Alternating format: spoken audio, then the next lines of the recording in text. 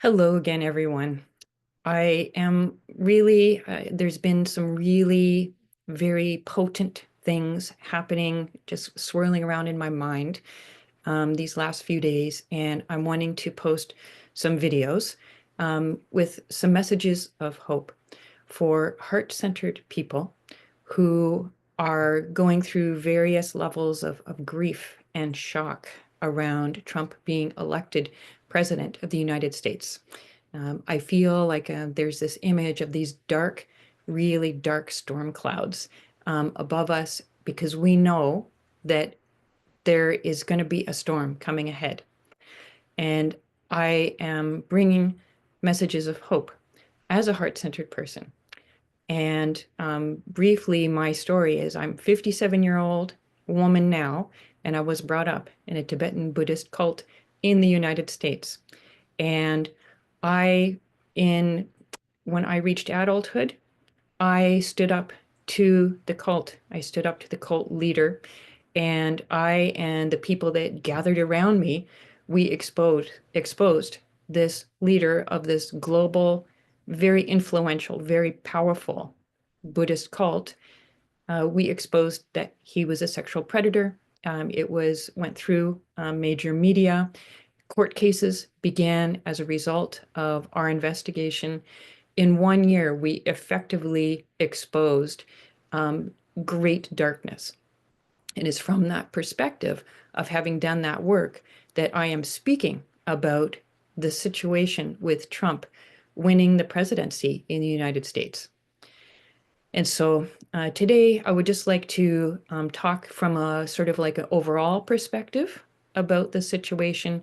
And soon I would like to post a video with some specific guidance for how we can take care of ourselves and come into our best place for being able to move through this storm that is ahead.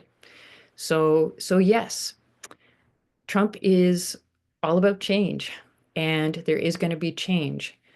The concern is that he is very disconnected from his humanity. He's very disconnected from his heart.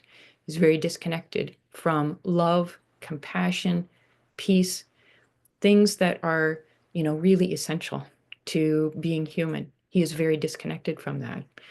He's a narcissist. Um, we know that he has assaulted women. We know that he has horrible views about people who are not white. So, and that includes like most of the people in the world, right? So it's, we know this reality that has been elected into this leadership of what arguably is the most influential country in the world. We are now having somebody who's very, I want to say unstable, but the fact is that he actually has a certain level of stability in how he presents in the world. And it is incredible that he is able to talk in front of cameras and for this to be spread all over the world and to be incoherent and yet still to be so loved, so supported. And I think he really thrives on that.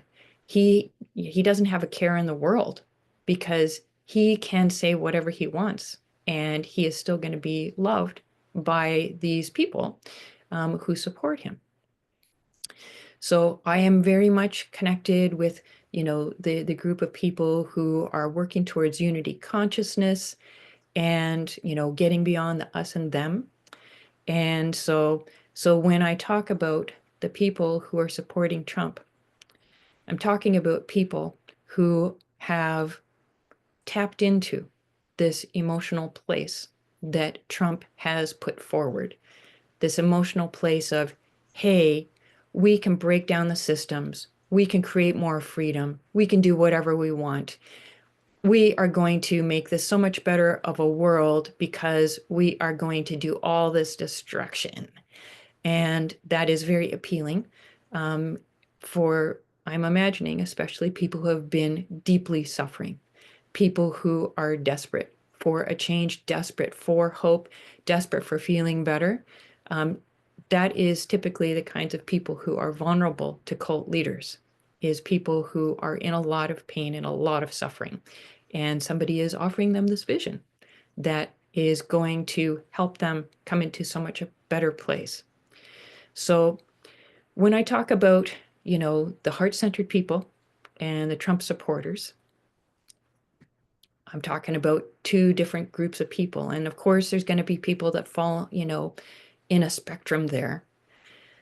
But as a practical woman, as someone who did something very practical and effective in the world, it is important to know what you can trust from different people.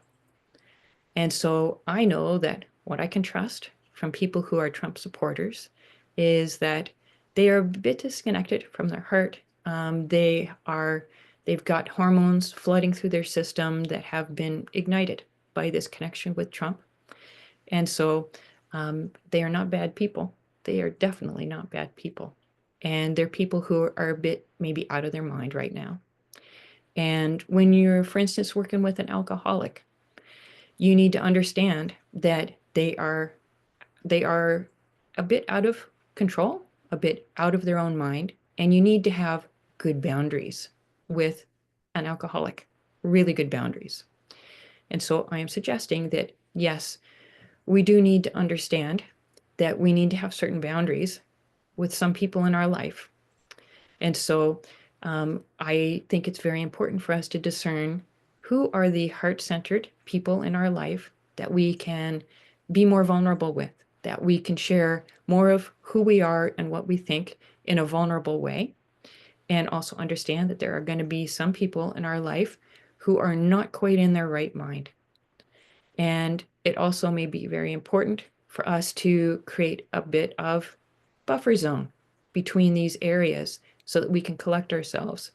So I'm getting a bit more into the other video that I want to post about strategies that we can use to help ourselves come into a more empowered place. But for today, I just really wanted to talk about an overview that, yes, Trump is somebody who we can trust will bring hate and anger into the world. That is what we can trust. And that he is moving into this seat of the presidency. And so that means we need to prepare for this. We need to come into more deeply our love, our heart-centeredness, so that we can then respond to what Trump brings forward.